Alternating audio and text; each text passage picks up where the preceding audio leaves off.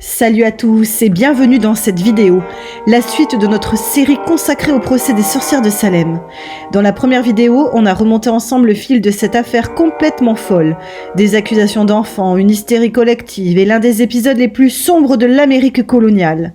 Mais aujourd'hui, on va aller plus loin. Pour rappel, nous sommes en 1692, dans le petit village de Salem, au cœur d'une société puritaine. Quand les premières accusations sont lancées par les jeunes filles, personne n'imagine encore que tout ça va tourner au drame absolu. Et pourtant, en quelques semaines, la panique devient incontrôlable. Alors, que sont devenues ces jeunes filles dont les paroles ont entraîné plus de 150 arrestations et 20 exécutions ? Certaines ont-elles vécu longtemps ? D'autres ont-elles été rongées par la culpabilité ? C'est ce qu'on va voir maintenant dans cette vidéo. Abigail Williams, vous la connaissez sûrement si vous avez vu la première vidéo. Abigail a 11 ans, elle est la cousine de Betty et surtout l'une des principales accusatrices. C'est elle qui désigne plusieurs personnes innocentes. Elle alimente la panique et c'est autour d'elle que les premières crises éclatent. Et ensuite, elle disparaît totalement. Pas de mariage, pas d'acte de décès, pas de traces dans les registres, rien. C'est littéralement comme si elle s'était évaporée de l'histoire. Pour une figure aussi centrale, c'est l'un des plus grands mystères de Salem. Betty Parris, la fille du pasteur Samuel Parris, n'a que 9 ans lors des faits. Quand la panique éclate, son père l'envoie loin du village pour la protéger ou peut-être pour éviter qu'elle continue d'alimenter les accusations. Ce choix va changer sa vie. Adulte, elle épouse un certain Benjamin Faulkner et part vivre dans le Maine, où elle mène une existence totalement discrète.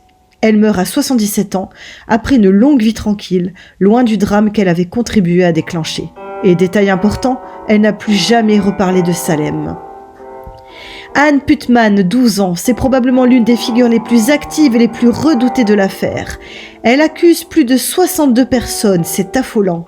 Mais au fil des années, elle porte un poids immense, la culpabilité. En 1706, devant toute la communauté, elle lit une déclaration publique où elle avoue avoir été trompée par Satan et demande pardon. Aucune autre accusatrice ne s'excusera jamais. Elle meurt jeune à 37 ans, pauvre, malade, seule, littéralement consumée par les remords. Merci Lewis, on parle moins d'elle, mais pourtant, elle joue un rôle énorme. Elle a perdu sa famille dans les guerres contre les autochtones, dans des scènes d'une violence extrême. Enfant, elle survit, mais profondément traumatisée. Quand l'hystérie commence à Salem, elle est déjà psychologiquement fragile, et les procès amplifient tout. Après 1692, elle quitte Salem pour Boston, puis plus rien. Probablement morte jeune, un destin aussi sombre que son passé. Mary Walcott, 17 ans au moment des faits. Elle fait partie du groupe, elle accuse, elle participe à tout. Mais à la différence des autres, elle parvient à reconstruire sa vie. Elle se marie 2 fois, a plusieurs enfants et vit relativement longtemps. Elle meurt vers 1752 après une existence calme et stable. Elizabeth Hubbard a 17 ans pendant les procès. C'est l'une des accusatrices les plus spectaculaires. Vision, cris, crise devant la cour. Et puis, comme Abigail, elle disparaît. Aucune mention dans les registres. Pas de mariage, pas de décès. Certains pensent qu'elle aurait quitté Salem pour refaire sa vie sous un autre nom. Rien ne le prouve. Un deuxième fantôme dans cette affaire.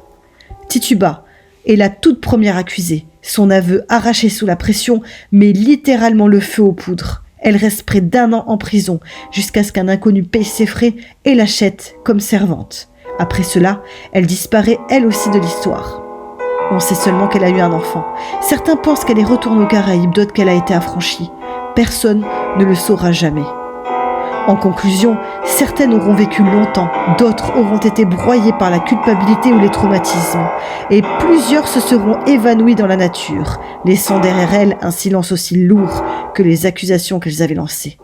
Aujourd'hui, Salem porte encore les traces de cette tragédie, et c'est ce que ces musées racontent mieux que n'importe quel livre.